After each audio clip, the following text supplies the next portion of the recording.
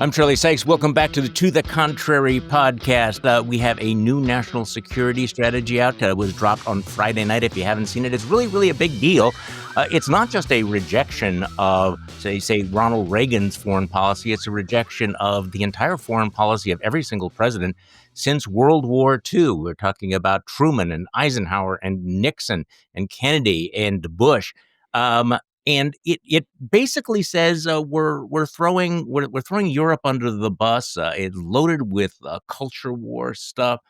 Basically gives Russia pretty much everything they want. And of course, the headline this morning is Russia is pretty pleased with all of this, even as they continue to bomb Ukraine. Meanwhile, a lot of speculation about what's going on in Congress. So we have a very special guest, a veteran of Congress, a veteran commentator, former Congressman Charlie Dent, who served for many years in the Pennsylvania legislature and for 7 terms in Congress. You've probably seen him on CNN. Charlie, welcome to the program. This will be the Two Charlie podcast today.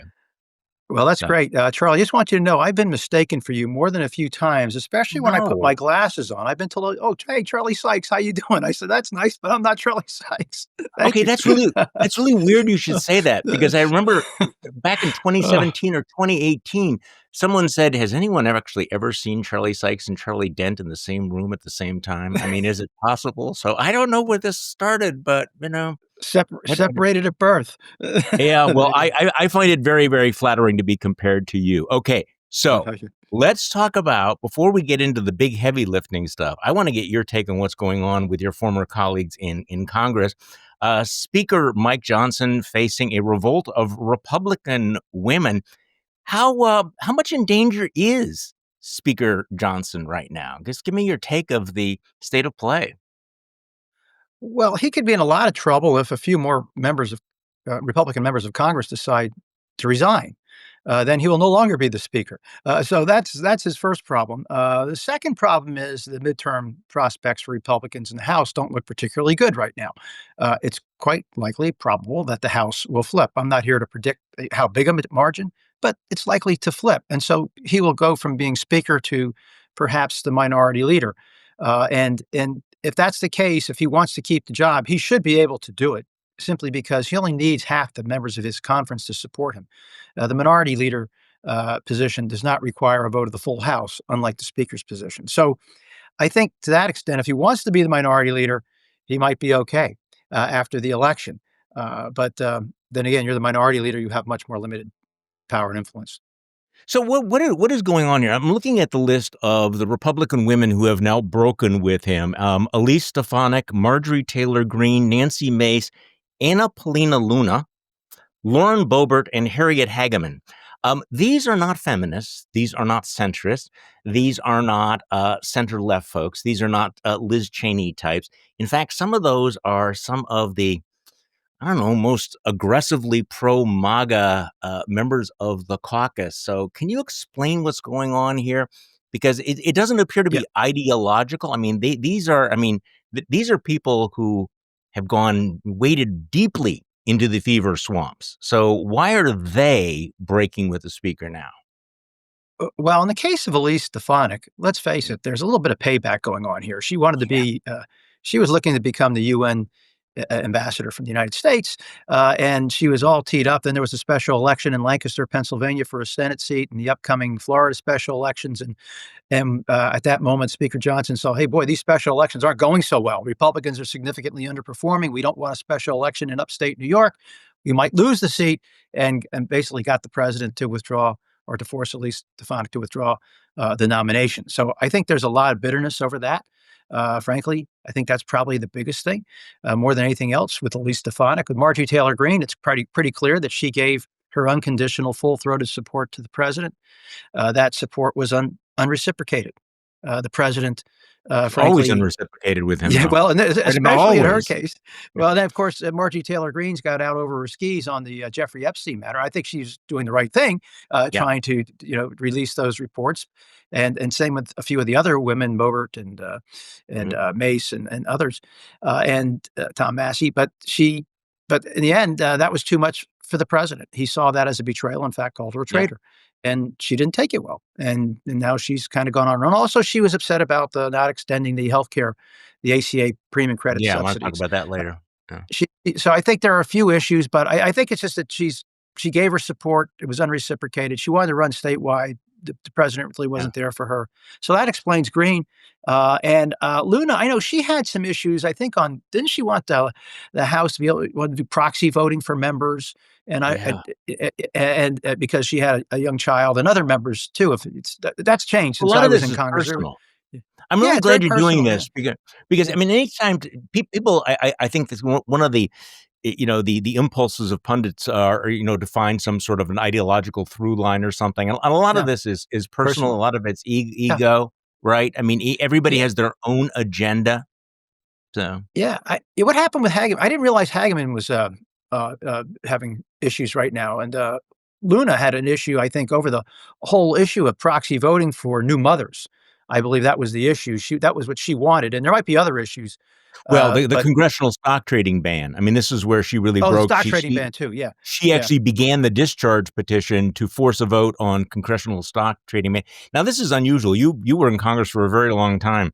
For members of the majority party to file discharge petitions is, I mean, unusual, unheard of. I Uh, mean, pretty well, extraordinary. not a it's extraordinary. In fact, I was involved with the first successful discharge petition in 2015.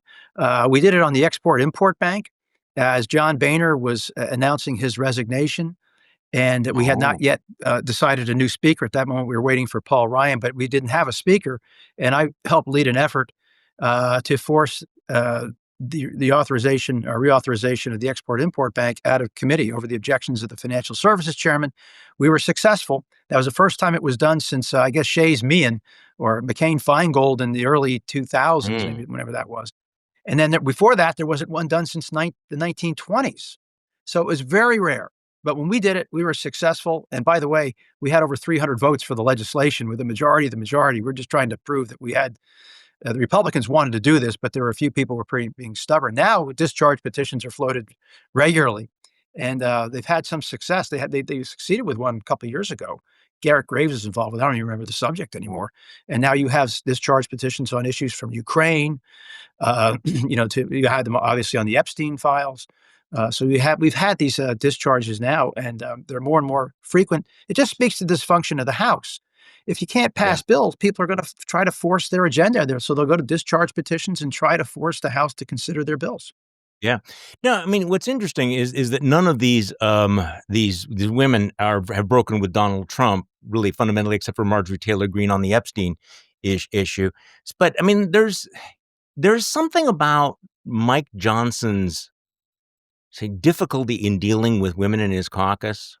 Even the MAGA loyalists. You probably I don't know if you saw that little clip where he's appearing with Stephen Miller's wife on a podcast with his wife, and they're talking about how men's brains are like waffles and women's brains are like spaghetti. And men and women are different in this way, is that men can compartmentalize things Yeah, better, men's right? brains are like waffles. Yes. They have little compartments, and they can think on one little compartment at a time and close it. And men actually have a compartment that has nothing in it.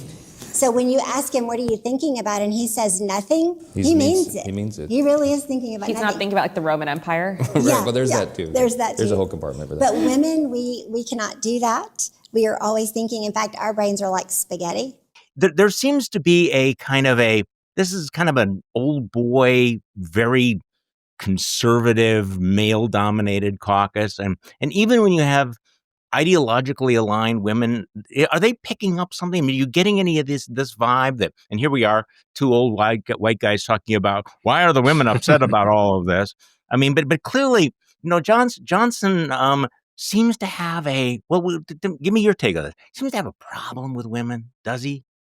I don't know if he has a problem with women so much as he has maybe a very traditional view Well, of that the may be a roles of the problem. genders. Yeah, that's right, and that can be a problem in 2025.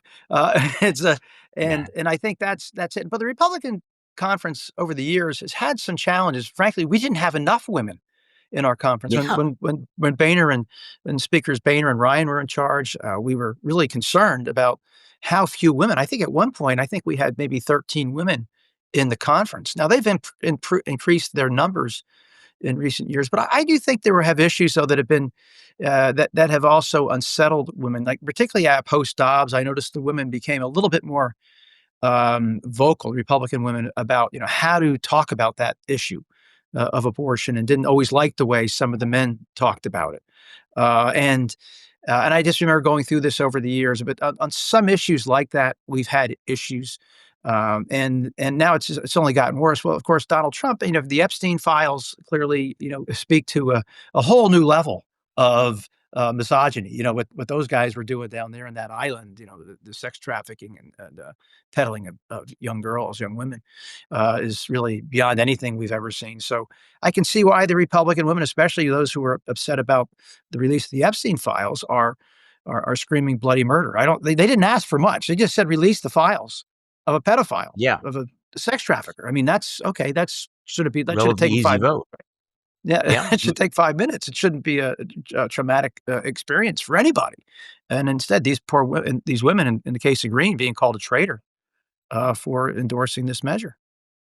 Kind of extraordinary. I mean, there's some analysis that talk about the underrepresentation in leadership. Only a single elected committee chairman is a Republican woman, and apparently they felt sidelined. And obviously, as you point out, there's some frustration over legislative priorities, and there's discontent over maybe the way that women are treated. Part of me, look, I struggle against cynicism, as you know, and usually lose. But when I was asked about this the other day, and I said, okay, this is ironic that what did they expect? These women, if they are thinking, yes, women are going to be empowered, what did they expect when they go all in on Donald Trump's brand of politics, Mike Johnson's brand of politics? Are they really shocked, really surprised to find out, wow, kind of a sexist environment here in the House? Who knew? If only we had been warned about that. You know what I'm saying? Well, I mean, we kind of known who Donald Trump has been for Yes. years. He's been a bit of a, he's always been out there as a, kind of fancied himself as a, high class playboy out there, kind of a cad, and that was his thing. He's Miss Universe pageants. He was, I mean, the term misogyny has been Long used history. about Donald Trump for a long time. So, I mean, he was calling people. And I remember Miss Venezuela. I think he was calling her Miss Piggy back in the day. And, Yeah. he had a lot of choice comments for people and about things he said about women. I remember when Megyn Kelly, we go back to the first debate, he was calling women, she accused Trump of calling women pigs, sluts, dogs. Yeah. And he said, no, only Rosie O'Donnell, and then, and so, I mean, there's been a bit of a history of this, so nobody should be shocked. Nobody should be surprised. No one should be surprised. You know what you bought. You know what you bought, and now maybe there's some buyer's remorse. But it's not just the women. I think there are a lot of guys, who are having heartburn too. I mean, I know I've served a lot of these Republicans. They can't be happy about this absurd and very costly trade war. Many of them have a traditional view about Russia and Ukraine, and are mortified by where the party has gone. So, I mean, there are a lot of folks, both men and women, who have, I think, serious concerns about what the president has done, and particularly what he's done to weaken Congress as an institution with his pocket rescissions and, issuing tariffs willy-nilly without any input from Congress or even a vote from the Congress. So I think there are a lot of institutionalists out there who are having some hard moments right now. They've been having. Okay, let's talk about that because there are a lot of Republicans who are retiring this year who have decided, I just don't want to be part of this. I don't want to sit in this caucus. I don't want to be a potted plant. But this has been one of the themes of this term, hasn't it? Has been the willingness of Congress to cede so much of its power. I mean, it was basically out of business for more than a month, right? During the shutdown, Mike Johnson didn't want to have a vote on the Epstein bill. So, there are institutionalists, but this is one of the big surprises. And I'm guessing it's kind of a surprise to you as well, watching how the Congress of the United States, which in the Constitution has Article 1 powers, basically turning itself into a wholly owned subsidiary of Donald Trump. I mean, and this is one of the stories that people are going to look back on. Why was Congress so willing to give up its power, to give up its leverage? What do you think? Well, there are many people who have been saying that the Article 1 branch Congress has been very much weakened since Abraham Lincoln. The others will say it was since FDR. But I think it is fair to say that Article 2, the presidency, has really usurped a lot of power from Article 1, the Congress. Now, part of that is that I think right now, particularly since Trump has taken over, it's not only been that the executive has usurped power, it's that Yeah. the congressional branch has willingly surrendered power, it Yeah. seems, to the president. And I'll give you some specific examples. When I was in Congress, I was chair of the Appropriations Subcommittee on Military Construction in the VA. And you may remember, as I was leaving Congress, Donald Trump wanted to take military construction funds and use them to pay for a border wall. Okay, that's all well and good. And we can have that conversation. But there must be a vote of the United States Congress to do so, because he wanted to take appropriated funds that were passed into law for one purpose, for military installations, to construct, bases and schools and hospitals, whatever the troops need. Uh, and he wanted to move them to a border wall. Okay, we can have a debate about a border wall, but you cannot simply just reprogram. And he wanted $3.5 billion, a third of the whole military construction budget. And at the time I said, this is outrageous. I mean, and this is not, in my view, this is not constitutional. We fast forward to today, the president is using what's called a pocket rescission to rescind funds that have been signed into law.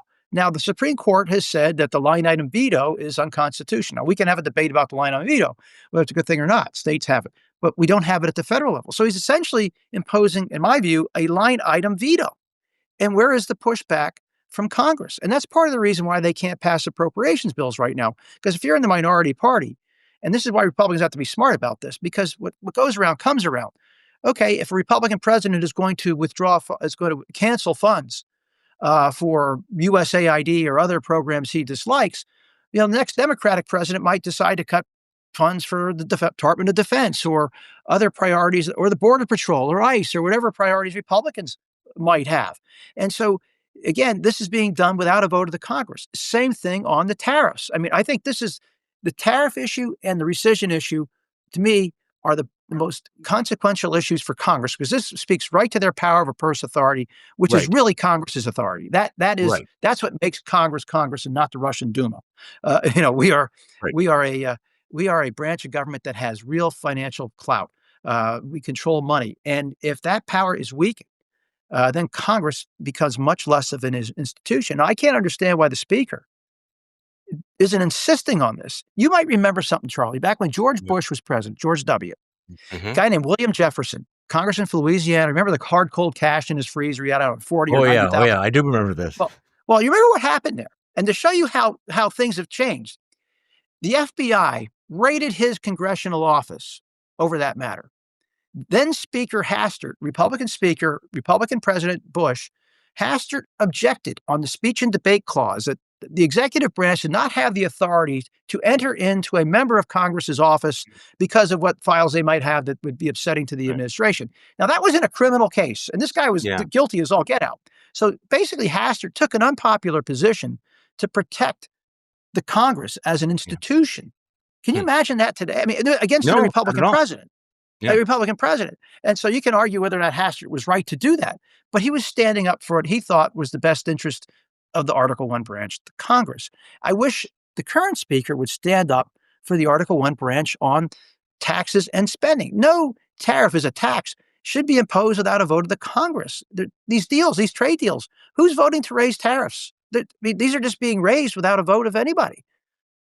Well, this is the great mystery. And I think it was Marjorie Taylor Greene at one point who said that basically Mike Johnson's not really the Speaker of the House, that Donald Trump is the Speaker of the House. Trump has actually joked about the fact that he's the Speaker of the House. And in fact, that's there's some truth to that, isn't it? That basically they have turned over the keys to the executive branch, which was, frankly, something the founders never thought would happen. I mean, never imagined that the Speaker would turn over the brain. I mean, you can remember various times when the speaker, look, I mean, speakers have bowed the knee to the presidents in the past, but there was a time when the speaker would sit across from the president and he would tell the president what was going to happen, not the other way around, right? So Yes. this surrender of power is extraordinary. So let me ask you this. I mean, is Donald Trump the de facto Speaker of the House, since basically, one tweet and Mike Johnson's gone? Well, I had a Republican member say to me the other day, I won't mention his name, said to me that the Speaker is essentially the Deputy Legislative Director for the White House.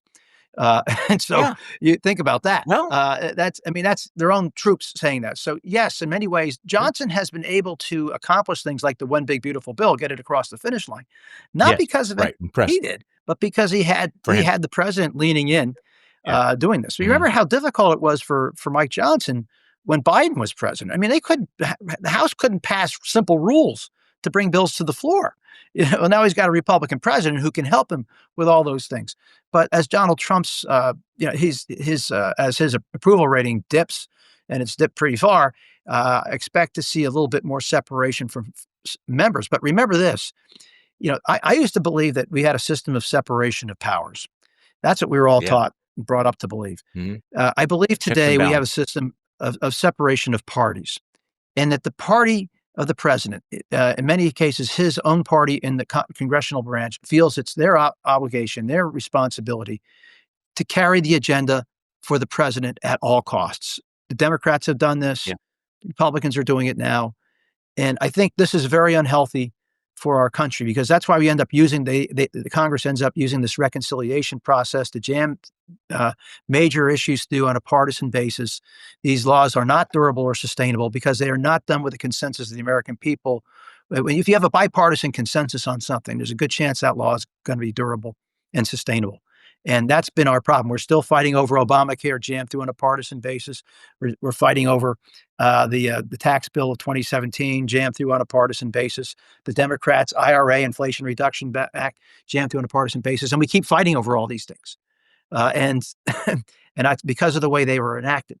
And both sides are guilty here, but each side thinks it's their job to carry the agenda of their president, and they subordinate their own institutional interests as a result.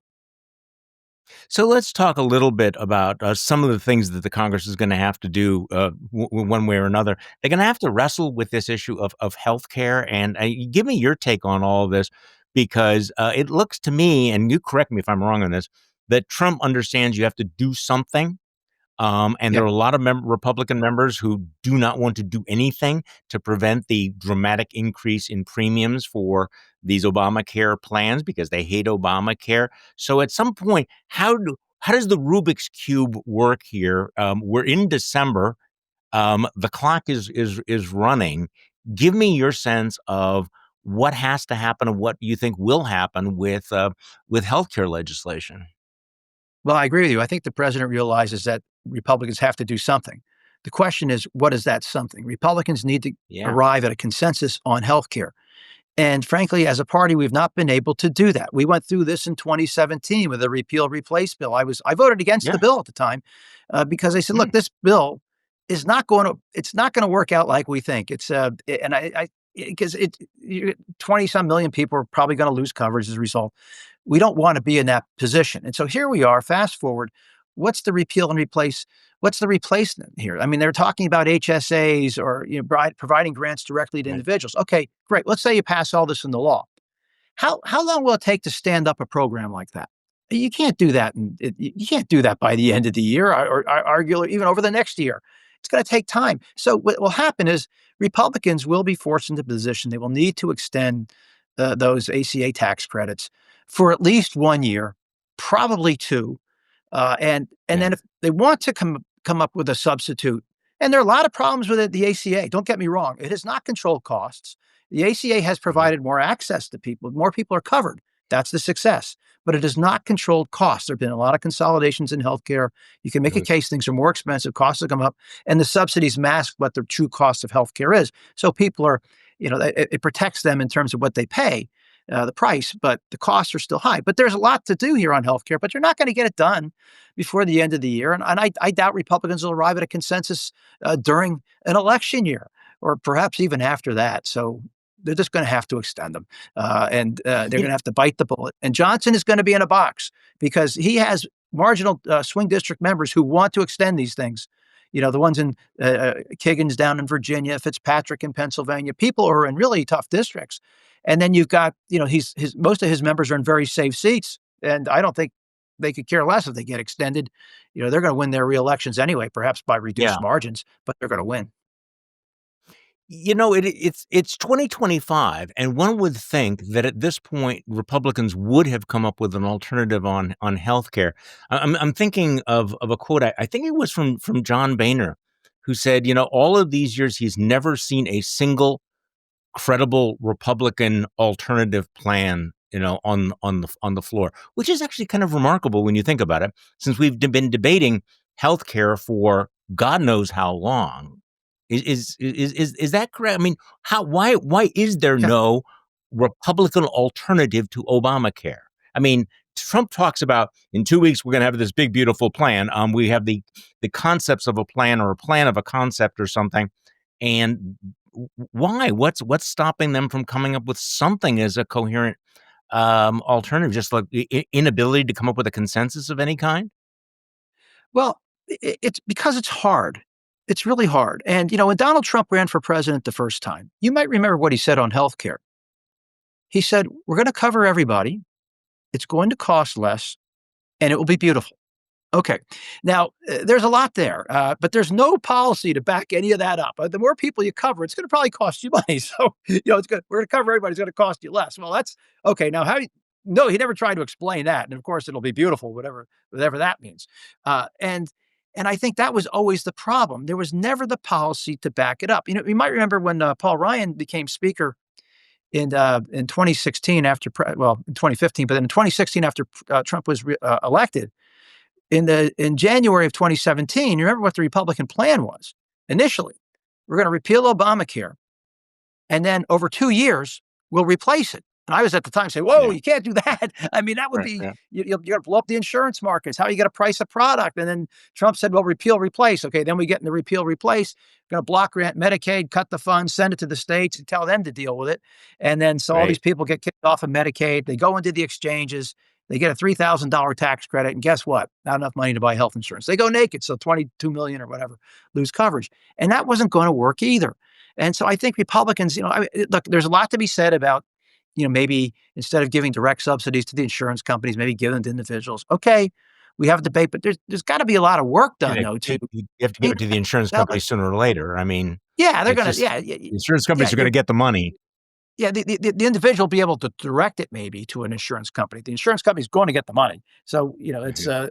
but again, we have to look at the numbers, and the Republicans are in a place now where okay, it was easy to beat up on Obamacare in the early years because of the way they rolled it out. They made a lot of promises, and remember too, much of Obamacare, the ACA, many of the pay for provisions have been repealed. People forget that. The medical device tax. There was something Yeah. called the Class Act, this long-term care thing. Mhm. You might remember the Cadillac tax that they were going to impose that the unions hated and wasn't going to be implemented till 2018, 2 years after Obama was to leave office.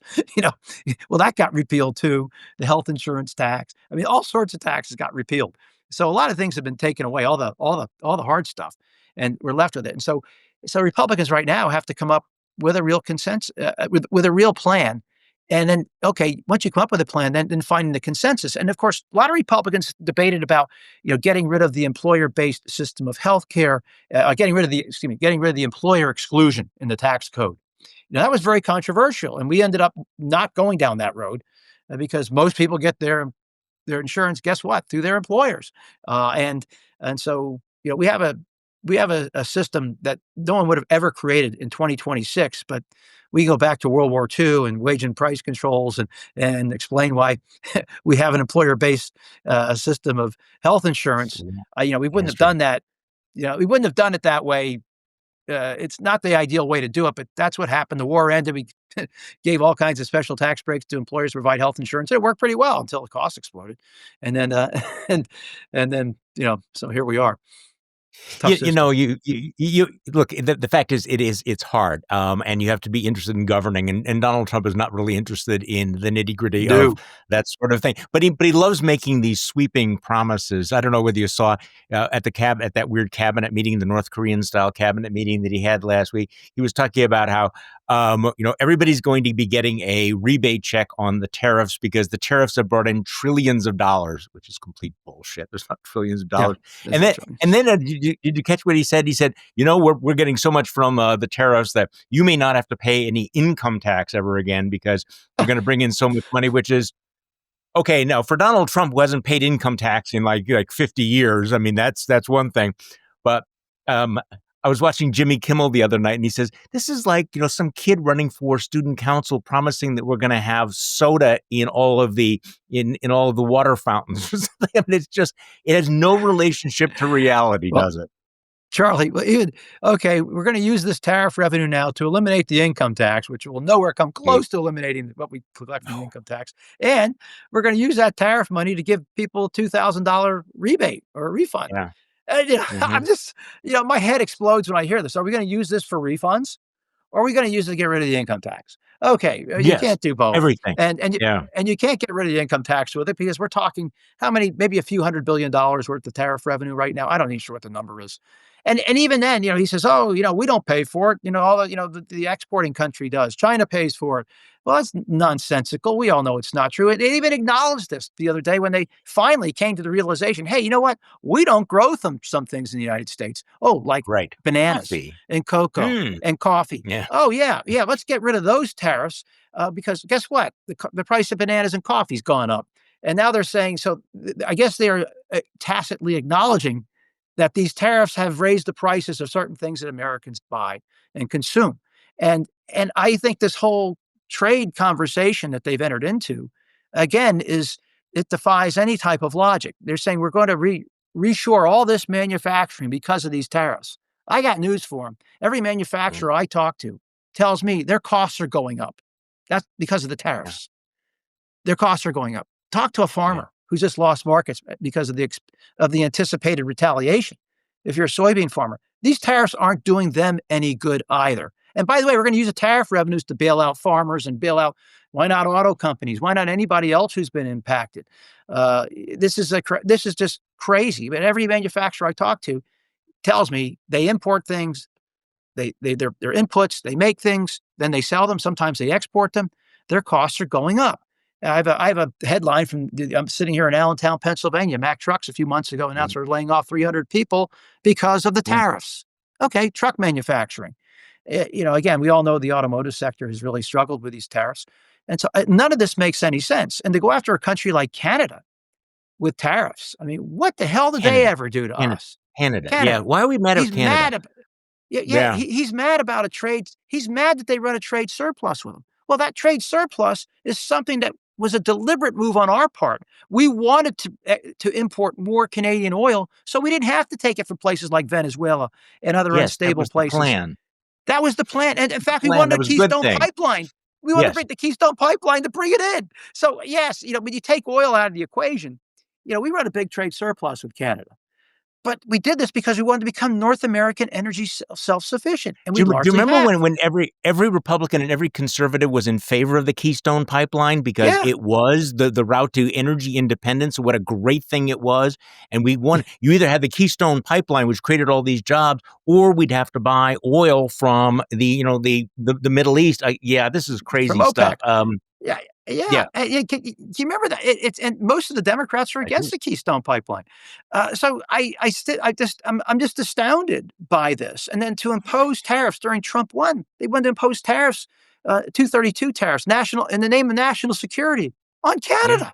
Who knew? There was a paper last week. I mean, a really interesting article, and I hope I don't mispronounce his name. Scott Lincecum, who is an economist who writes for Cato, and he talks about the incredible complexity of these tariff things. The regulations create this mass web of really difficult things. And what's interesting about that is that conservatives, free market folks, were always talking about one of the reasons why they wanted less regulation on business was that, you'd want a clearer path to the free market. And instead, this deregulatory administration has imposed this vast spider web of new regulations on tariffs. And it really is an interesting it is an interesting piece. And of course, we'll see what the Supreme Court is going to do on the tariffs, because my sense is that what Trump is trying to do is he's trying to dare the Supreme Court. Look at all these good things that are happening, and I'm going to blame you for not sending out the checks. I'm going to blame you for all of this. And I don't know. The law seems to me very, very clear that Trump is exceeding his Article 2 powers. On the other hand, we know what these justices are like, and the prospect of having to refund all of that money, I think, might make them a little squeamish. I don't know. Predicting what the Supreme Court is going to do is very, very difficult. But I'm just having a hard time, Justice Roberts coming down with a decision that's going to require massive refunds from the federal government to all these businesses, which would be, nice, but incredibly messy and complicated. Well, the court's put itself in a little bit of a vice here. I thought they made a correct decision a few years ago on when Joe Biden was canceling student debt in the name of an emergency. A law passed after 9/11, which I would argue he wildly exceeded his authority. He could set aside whether or not it's good to cancel student debt. Yeah. But $400 billion worth without a vote of the Congress. The Supreme Court ruled against Biden on that, as they should have. It should have been a 9-0 vote. It was 6-3. Same thing going on here with the tariffs. Again, Trump using an emergency authority, the IEPA, International Economic Emergency Powers Act, or something like that. He's using that law to justify tariffs. The word tariff doesn't even appear in that law, by the way, and to oppose all these Liberation Day tariffs. Well, I think the court's a good chance they're going to strike it down. I don't know how they can strike down the student debt provision because of an emergency authorization that was absurd, and this one. So I think they're going to have to do this.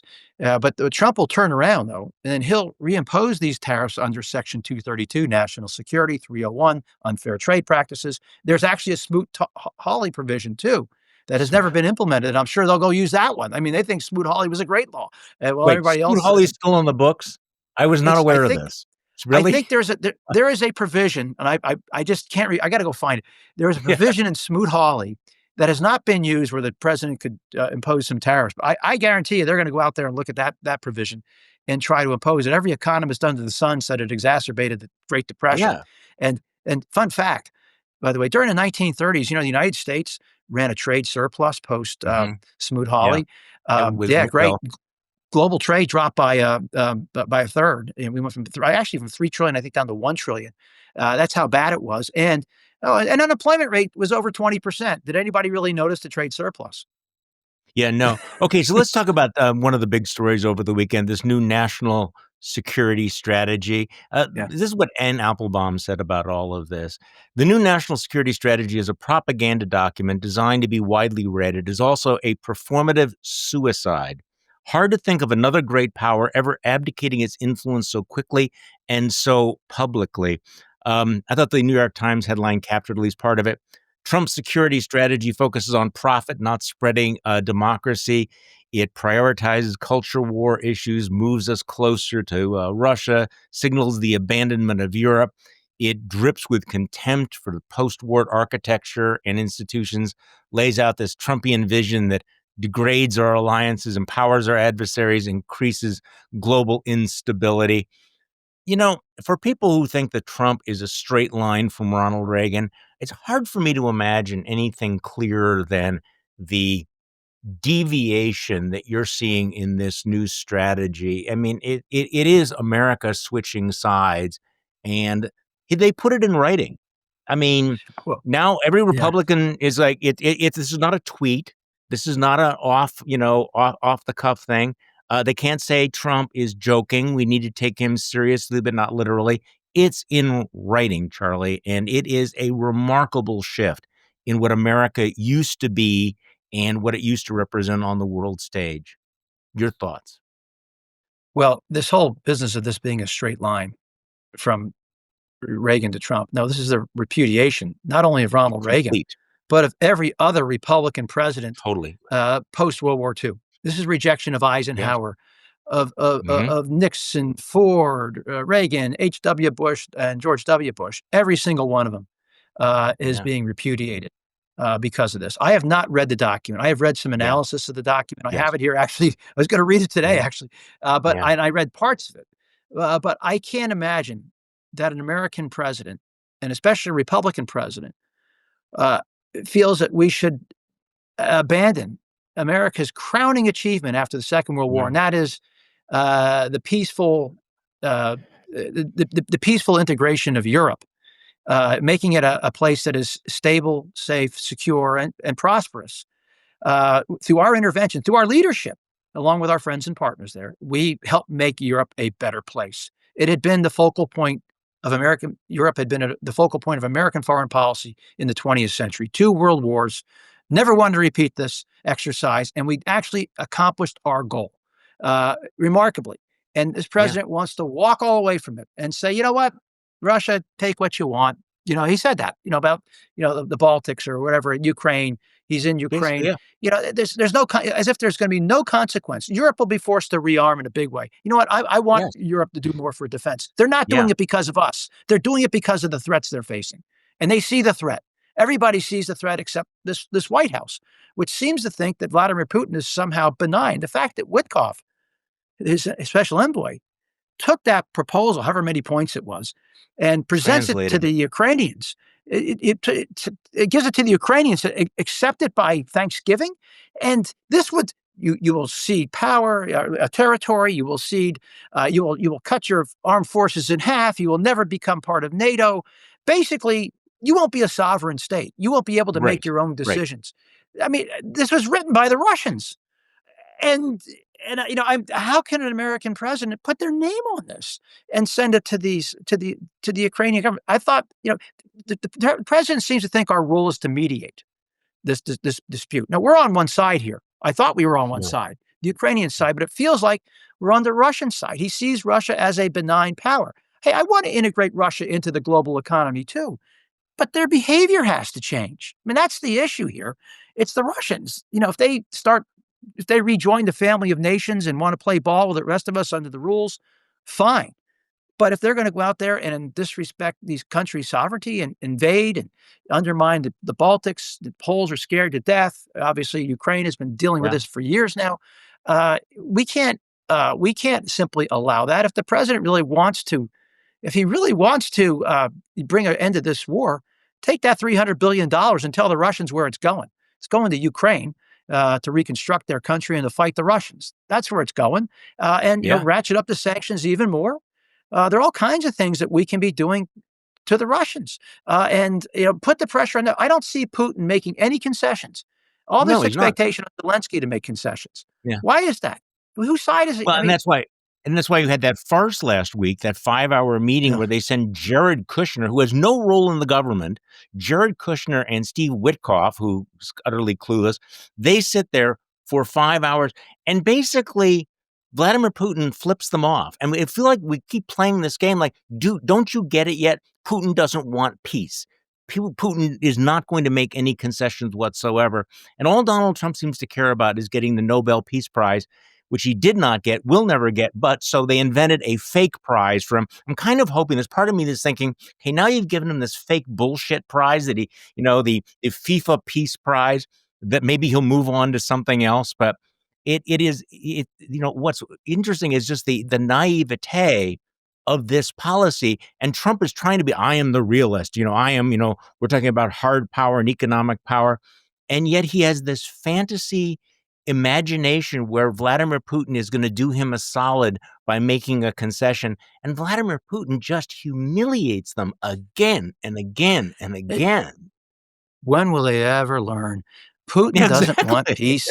He wants Ukraine. I mean, isn't it obvious? He wants it all, and he certainly wants the Donbass. And they don't seem to understand this, that this is what Putin's objective is. And by the way, Nobel Peace Prizes are not awarded to individuals who appease tyrants, continental tyrants in Europe, and we don't do that. And to placate these people like Putin, they don't give peace prizes for that. Neville Chamberlain didn't get one for peace in our time.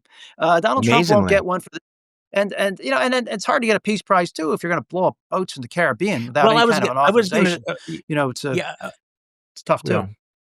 Yeah, the war crimes seem to be kind of a negative, that they keep blowing up the boats, and obviously they're not backing off from all of that. They're going to keep doing it, and even if you're dealing with people who are in the water, where we could that was last week's story. Okay, one last question for you in the Sure. time we have here. President is coming to your home state of Pennsylvania to finally talk about affordability. They're really struggling with that because obviously the public cares about it. People in the White House are desperate to convince the president they care about it. He appears to be uniquely tone deaf on this issue. And he's saying things like, what a con and a fraud it is. So, what's normally Trump has a kind of reptilian instinct for how to handle issues. He's really having a hard time with affordability, isn't he? He sure is, and he's going up into the Scranton Wilkes-Barre area of Pennsylvania, Yeah. northeastern PA. That's about 60 miles, 50, 60 miles north of me. And he's going up there in part because Luzerne County, where Wilkes-Barre is, and right next door to is Lackawanna County, where Scranton is. Those areas, particularly Luzerne County, Wilkes-Barre, that area voted for Obama. Then Trump won it 3 times by a big margin. Lackawanna County, where Scranton, where Biden is from, that's become a very competitive county, pretty even right now. And the Republicans flipped that seat in the midterm. And guess what? Things aren't going so well up there. Luzerne County, where Wilkes-Barre is, in this off-year election, the Board of Commissioners went from Republican to Democrat. Now, this is a county that has gone very Republican. So is it shocking that Donald Trump has chosen to go up there? Because he is losing ground fast. In this swing county and a swing state. Okay. We would have called this, and Luzerne County really isn't a swing county. It's a Republican county now. Lackawanna County is more of a swing county, but in that area where Trump will be, he's losing ground fast, and I think that's part of the reason why he's going there because there's something going on up there, and it's not good for the Republican Party. And I just there are a whole host of reasons why he might be there, but he's got a problem in an area that he likes to claim as his own. And I'll tell you, if you're a Republican running in these swing districts right now, you're seeing this underperformance in all across, not just in Pennsylvania, but across the country. Yeah. Mm-hmm. It's dramatic, and maybe it gets a little better between the off year and the midterm. But it's still bad. I mean, just Democrats are motivated. They're energized. They're angry. They're enthused. They're coming out. And Republicans aren't coming out to as great an extent. No, you're seeing that in one election after another. Charlie Dent, thank you so much. Former Congressman Charlie Dent, former CNN commentator. It is really great to welcome you to the podcast. Yeah. We'll have to have you back. Thanks, Charlie. Thanks for having me, Charlie. Great to be with you. And thank you all for listening to this episode of To the Contrary podcast. You know why we do this, why we continue to do this, because it is so important, kind of urgently important, to continually remind ourselves that we are not the crazy ones. Thank you.